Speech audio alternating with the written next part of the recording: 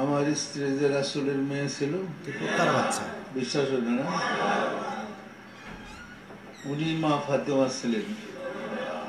আবার আপনাদের দয়াল বাম ছিল। পরিষ্কার। সুতরাং ভাগ্য করে তকদিরের কারণে আপনার সুযোগ পেয়েছেন। জাকিরদের মধ্যে অনেকে স্বপ্নে আমাকে রাসূলের বেশে দেখেন, আমি রাসূল। সেই রাসূলের বেশে দেখার কারণ ওই যে আমার ভিতরে প্রবেশ করেছেন। শালা কত বড় খানকির বলা, শালা নাকি রাসূল ছিল, শালা বাইনচোতের বাচ্চা। ওরা বাংলাদেশের সব বাংলাদেশ ছেড়ে সৌদিতে আসছি 2টা টাকা কামানোর জন্য, এবং কত কষ্ট কত মেহনত করে 2টা টাকা উপার্জন করি।